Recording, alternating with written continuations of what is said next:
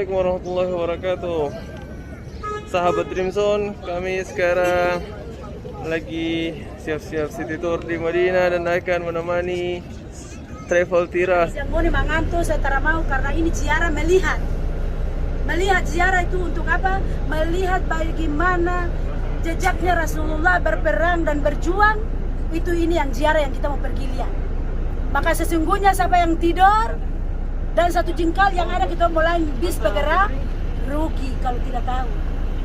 Karena di sana ada tempat-tempat sebentar baru nanti ustadz-ustadz yang punya ilmu banyak. Alhamdulillah kita berjalan ini dikelilingi dengan mahasiswa yang sekolah di Medina dan ustadz-ustadz yang luar biasa. Terakhir saya minta maaf banyak-banyak. Jangan sampai saya cuma bicara, akhirnya saya sendiri pun. Tapi insya Allah niat saya baik untuk Bapak dan Ibu sekalian.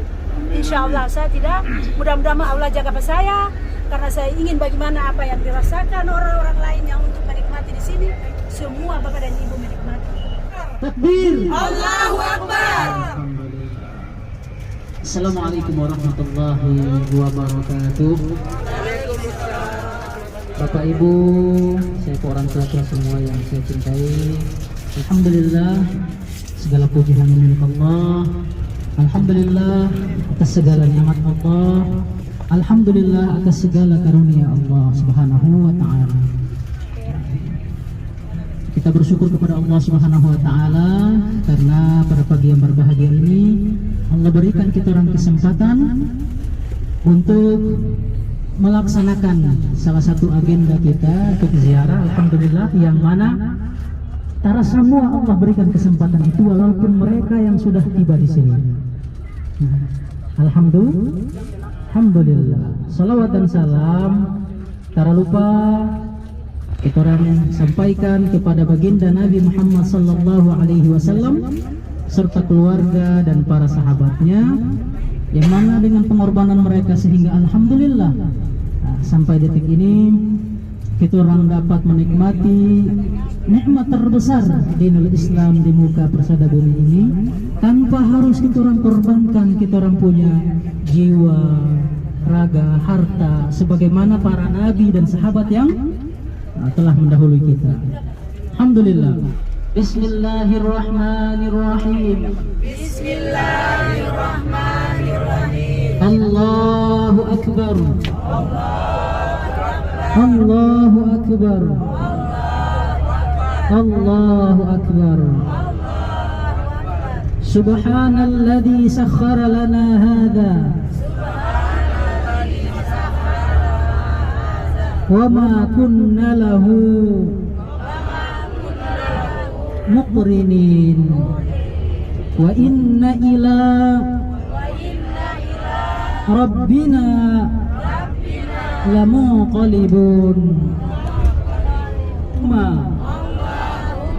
Anta sahibu fis safari wal khalifatu fil ahli. Ya salam sallimna jami'a. Bismillahi wala hawla wala quwwata illa billah. Alhamdulillah, mudah-mudahan dengan doa yang kita panjatkan tadi Allah Subhanahu wa taala mencurahkan rahmat nikmat tambahan. Juga dengan wasilah membacakan doa tadi mudah-mudahan Allah Subhanahu wa taala melancarkan perjalanan kita, amin. Menjaga kita, amin. Melancarkan segala aktivitas kita sampai selesai, sampai pulang kembali ke hotel insyaallah. Dan mudah-mudahan sejak kita naik bis tadi sampai pulang langkah kita dihitung amalan ibadah, langkah kita berganjar pahala di sisi Allah Subhanahu wa taala, amin ya rabbal alamin. Terima kasih kepada Ustaz Irwan atas nasihatnya dan ceramahnya, masyaallah tabarakallah. Dan juga Bu Haji Ratu juga terima kasih. Mungkin saya akan lebih ke teknis aja ya Bapak Ibu sekalian. Jadi kita ini insya Allah akan melaksanakan sholat sunnah di Kuba. Insyaallah tabarakallah. Dalam hadis disebutkan bahwasanya barang siapa yang beranjak dari rumahnya dalam keadaan berwudu kemudian melaksanakan sholat sunnah di Masjid Kuba, maka akan mendapatkan ganjaran seperti orang yang melaksanakan ibadah umroh. Alhamdulillah. Jadi Bapak Ibu sekalian akan diberi kesempatan untuk sholat di Masjid Kuba kurang lebih 30 menit. Jadi dilihat sekarang jam 8 ya. Ini 7.51, anggap jam 8 ya. Berarti jam 8 itu kita anggap waktu mulai kita beribadah di Masjid Kuba. Jam 8.30 kita sudah berada di bis.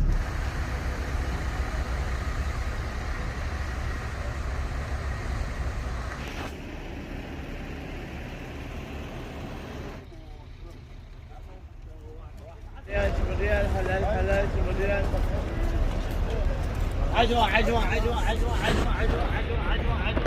Alhamdulillah, ini di depan pintu Bapak semuanya sudah kita sampai di Masjid Kuba. Jadi agendanya sekarang kita sholat sunnah ya di sini ya 2 rakaat. Kemudian yang mau ditambah duha silakan ya. Niatkan untuk mengamalkan salah satu tuntunan Nabi Shallallahu Alaihi Wasallam. Jadi Nabi itu pernah mengabarkan Bapak Ibu semuanya, orang yang berjalan dari rumahnya kemudian datang ke Masjid Kuba, sholat 2 rakaat itu pahalanya sama seperti umroh.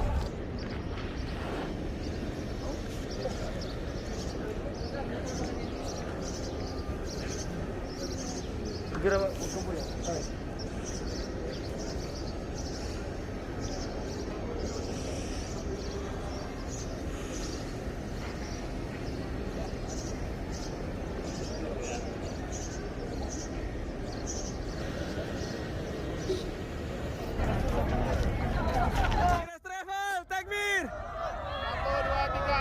PT Mineral Trobos, takbir!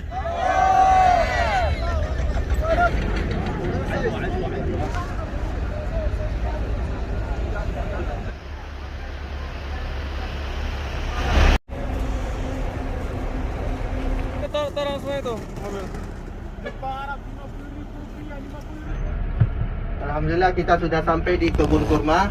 Ya, silakan yang ingin beli sesuatu, beli kurma, beli apa yang dijual di sana yang dibutuhkan silakan. Tapi kita batasi waktunya ya. Paling lama 20 menit. Bentar lagi panen betul.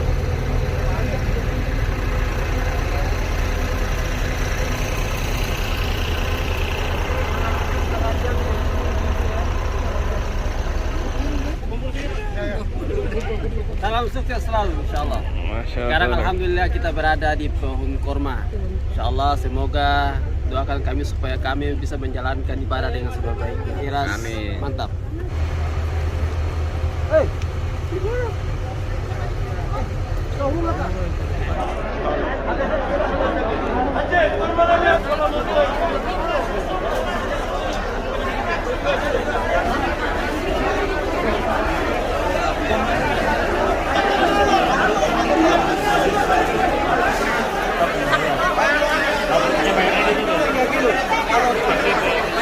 Tiras Tevel, takbir!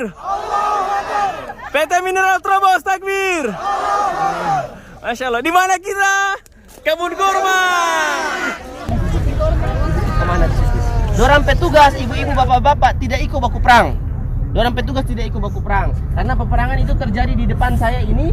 Nah, dorang petugas itu hanya melindungi punggung belakang para mujahidin, para pembela agama, pembela negara. Dorang kemudian menjaga punggung kaum muslimin supaya tidak ada pasukan musyrikin Quraisy yang melewati Bukit Pemanah dan menyerang tiba-tiba dari belakang. Jadi supaya pasukan itu hanya fokus lawan yang ada di depan saja. Ya, dorang tidak usah khawatir jangan sampai ada yang menyerang dari belakang. Jadi Rasulullah bilang, wahai para pemanah, kalian naik di Bukit Pemanah dan kalian jangan pernah turun walaupun kami semua sudah terbunuh di medan perang. Jadi jangan turun kasih tinggal Bukit Pemanah walaupun kita sok kalah dan kemudian kita orang sudah ditinggalkan dan bahkan tompe jasad atau jasad kita sudah dimakan oleh burung. Sampai seperti itu Rasulullah punya perintah dan Rasulullah punya aba-aba. Tapi ketika kejadian kaum muslimin memukul mundur kaum musyrikin, kemudian biasa dulu-dulu dong kalau baku perang itu dorang bawa perhiasan, dorang bawa harta, Kemudian karena dorang mundur, dorang harta itu jatuh dan dorang kasih tinggal di medan perang. Apa yang terjadi? Pasukan muslimin baku rampas. Nah, yang di atas bukit, dorang lihat harta itu kaum muslimin yang dibawa baku rampas, dorang juga turun. Jadi sekitar 40 orang lebih, 43 orang turun, tinggal 7 orang saja, termasuk pemimpinnya, pemimpin pasukan pemanah yang bernama Abdullah bin Jubair. Dia tertinggal di sana dan dia kasih ingat, tapi dorang bilang kita usah menang. Akhirnya dorang turun, baku rampas harta rampasan. Tiba-tiba pasukan Khalid bin Walid, dia memimpin 200 orang pasukan berkuda. Kemudian dia bersembunyi di bagian pohon-pohon korma. Kemudian dia memutari bukit pemanah dan dia menyerang dari belakang kaum muslimin. Di situ kaum muslimin kaget, diserang dari belakang. Kaum musyrikin yang sudah dipukul mundur lari, dorang balik ulang. Akhirnya kaum muslimin diserang dari belakang dan juga dari depan.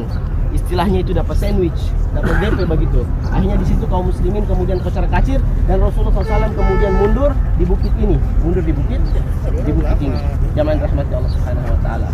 Ya, mundur di bukit ini. Kemudian Rasulullah SAW di situ menyelamatkan pasukan yang tersisa karena waktu itu meninggal banyak, 35 orang dari Muhajirin, 35 orang dari kaum Ansar. Jumlah 70 orang yang meninggal dan syahid ketika melawan kaum musyrikin. Nasallallahu Lana walakum al-afiyah. Amin. Oke, mari tong naik sekarang di mana?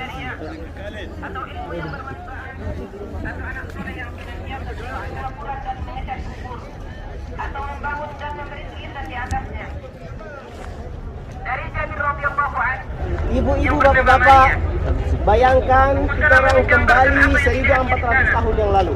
Kemudian kita orang menyaksikan dan merasakan bagaimana perjuangan Rasulullah SAW untuk menyampaikan risalah Islam, risalah dari Allah agar supaya kita bisa menikmati sampai saat ini.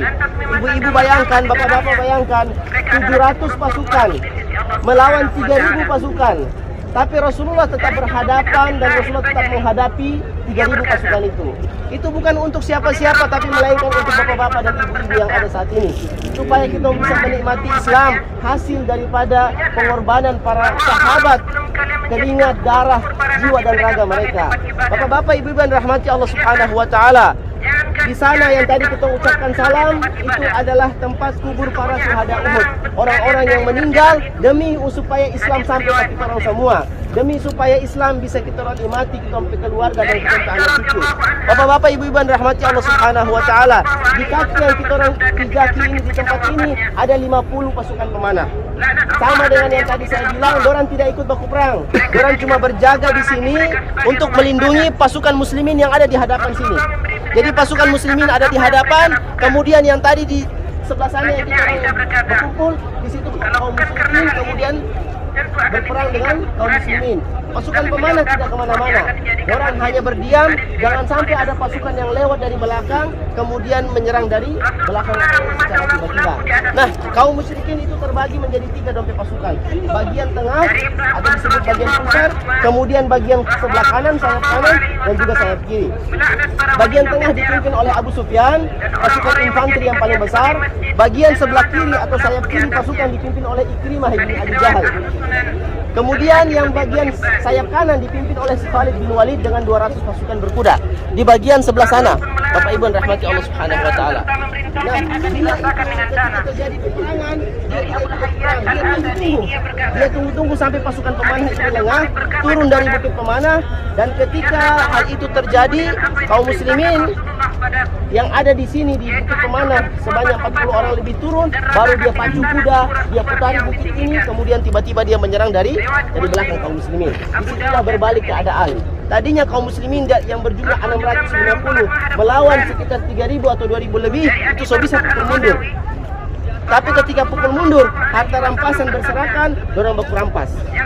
Nah, Rasulullah SAW bilang jangan sampai kalian lengah, taat. Allah bilang taatilah Rasulullah, in tuti'uhu tahtadu. Jika kalian betul-betul taat kepada Rasulullah, kalian akan menang, kalian akan mendapatkan hidayah. Tapi kemudian dorang lihat ada godaan dunia, harta rampasan yang berserakan, kemudian dorang yang berjumlah 50 orang, 40 orang lebih turun ke bawah. Akhirnya apa? Karena pos ini dong kasih tinggal, Khalid bin Walid yang berjumlah 200 orang mengitari bukit mana bukit ini, kemudian menyerang secara tiba-tiba, keadaan pun berbalik. Pasukan kaum musyrikin yang mundur dipukul oleh 650 orang pasukan kaum muslimin, kemudian berbalik lagi. Oleh karena itu terjepitlah kaum muslimin dari belakang dan juga dari depan. Dari belakang dipimpin oleh Khalid bin Walid, dari depan dipimpin oleh Abu Sufyan dan Ikrimah bin Abi Jahal. Di saat-saat berserakan itu, pasukan muslimin cerai-berai, Rasulullah SAW kemudian berteriak, "Ilayya ibadallah, wahai hamba-hamba Allah, wahai pasukan-pasukan Allah, berkumpul di hadapan saya, berkumpul di sekeliling saya." Kemudian sambil berkumpul di sekeliling Rasulullah, kemudian Rasulullah mundur di bukit yang kita orang lihat di sana, sambil menaiki bukit itu menyelamatkan pasukan-pasukan yang tersisa. Di saat itu Rasulullah pepaman yang bernama Hamzah bin Abdul Muttalib, Allah Subhanahu wa taala takdirkan syahid di sini, dibunuh oleh Wahsy yang menombak dia dari jarak yang jauh. Nah, Sayyidina Hamzah bin Abdul Muttalib itu kemudian dijuluki sebagai Sayyidul Syuhada, pemimpin para syuhada. Jadi orang-orang yang berjuang membela agama Allah, membela negara, kemudian dia mati syahid, mereka semua dipimpin di hari kiamat oleh Sayyidina Hamzah bin Abdul Muttalib. Oleh karena itu Sayyidina Hamzah diabadikan oleh negara Saudi, kerajaan Saudi, dengan masjid yang ada di Kitompe belakang ini. Jadi masjid besar ini dorang kasih nama dan dorang bangun, dan mereka beri nama dengan Masjid Sayyidul Syuhada Hamzah bin Abdul Muttalib. Seperti itu dari sejarah bapak-bapak ibu-ibu yang dirahmati Allah Subhanahu wa taala. Ketika Rasulullah mundur ke sana, kemudian pasukan musyrikin Quraisy merasa dan menang, kemudian Rasulullah utus mata-mata Sayyidina Ali bin Abi Thalib. Rasulullah bilang, "Wahai Ali, lihat apakah dorang naik unta atau dorang naik kuda setelah itu. Karena kalau dorang naik kuda berarti dorang akan pasukan menyerang kota Madinah, jantung negara.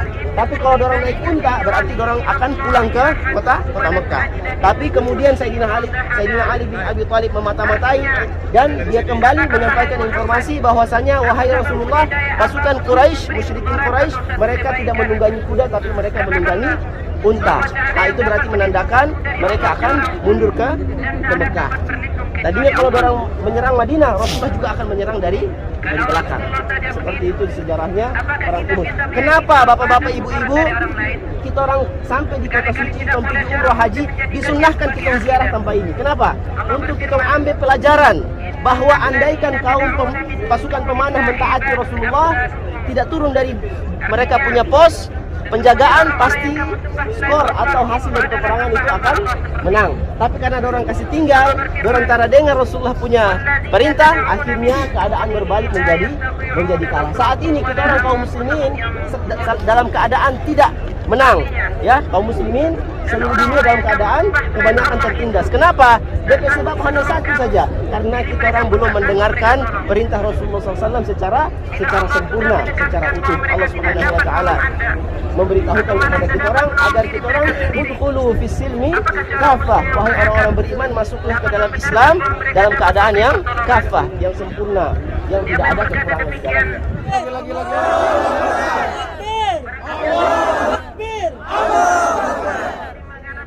Coba kita lihat di depan bapak-bapak ibu-ibu.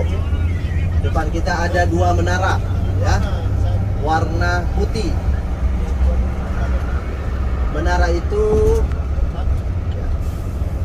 Masjid Qiblatain, ya. Namanya Masjid Qiblatain atau Masjid Dua Kiblat. Ini ada di sebelah kanan kita, bapak-bapak ibu-ibu, ya. Yang warna putih ini itu Masjid Qiblatain, Masjid Dua Kiblat. Karena di masjid ini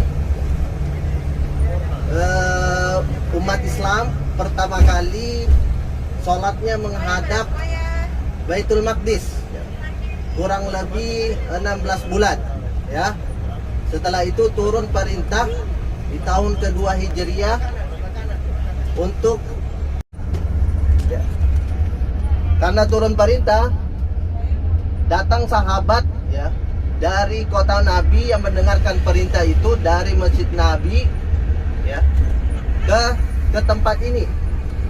Pada sahabat ya, para sahabat saat itu sedang sholat ya, bapak-bapak, ibu-ibu. Yang datang, sahabat yang datang dari kota Nabi, dari masjid Nabi berteriak bahwa sudah ada wahyu ya, yang diturunkan kepada Nabi ya, untuk menghadap, untuk merubah kiblatnya ke Ka'bah. Pada saat itu para sahabat sholat akhirnya berputar ya. Yang awalnya menghadap ke Baitul Maqdis, katanya Jadi dulu kan senyum-senyum dong. Yang manis, yang manis. yang sebelumnya menghadap Baitul Maqdis akhirnya berputar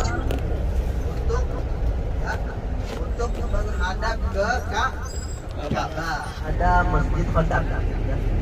Jadi masjid ini didirikan ya karena di tempat ini pernah terjadi peperangan yang kedua yang terjadi di kota Madinah ya, yang dekat dengan Masjid Nabawi, namanya peperangan Khandaq atau disebut yang koalisi ya. Jadi pada saat itu sahabat Nabi dan para sahabat mendengarkan bahwa para kaum Quraisy ya di kota Mekah, kaum Quraisy musyrikin di kota Mekah ingin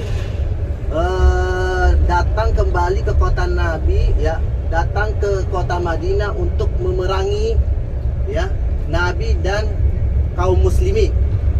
Karena pada saat itu mereka merasa takut ya melihat perkembangan umat Islam yang makin pesat ya, makin banyak yang masuk Islam. Dan juga ya para orang-orang Yahudi yang tinggal di sekitaran kota Madinah juga merasa takut ya perkembangan yang terjadi di kalangan umat Islam. Akhirnya mereka berkoalisi dengan kaum musyrikin. Mereka berkoalisi dan menggalang dana besar sehingga mereka mengumpulkan 10.000 pasukan. Ya, 10.000 pasukan didatangkan dari kota Mekah dan koalisi-koalisinya. Kota Mekah dan para kaum Yahudi yang ada di sekitaran kota Rasulullah, sekitaran kota Madinah. Sedangkan kaum muslimin pada saat itu hanya berjumlah 3.000. Karena mendengarkan jumlah yang sangat besar dan persiapan yang sangat besar dari kaum musyrikin, akhirnya Nabi SAW bermusyawarah dengan para sahabatnya. Ya, salah satu sahabat Nabi yang berasal dari Persia itu mengusulkan untuk membuat parik di tempat tadi ya. Karena tempat tadi itulah tempat yang terbuka. Ya, yang terbuka yang bisa kaum musyrikin leluasa untuk menyerang kota Madinah. Karena di sudut-sudut yang lain itu tidak bisa ya, karena banyak ada gunung, banyak kebun dan perumahan, sehingga itu menyulitkan mereka untuk menyerang kota Madinah. Jadi pada saat itu Nabi SAW bersama para sahabatnya yang membuat parit ya, dikisahkan ada sepanjang ya sekitar 5-6 km ya. Itu diselesaikan kurang dari 1 minggu atau sekitar 1 minggu ya, luar biasa ya. Batu tanah yang bebatuan seperti itu bisa diselesaikan ya dalam waktu yang sangat singkat ya. Akhirnya dengan usulan seperti itu tadi, kaum muslimin bisa menahan ya gempuran dari kaum musyrikin. Dan juga ya ada bantuan dari Allah Subhanahu wa taala ya, yaitu salah satu tentara Allah Subhanahu wa taala ya, badai ya, disebutkan dalam buku sejarah ya, ditulis oleh Imam Ibnu Katsir bahwa badai itu namanya badai barat ya, badai yang sangat dingin karena itu lebih dapat menyakitkan, lebih dapat menyengsarakan kaum musyrikin.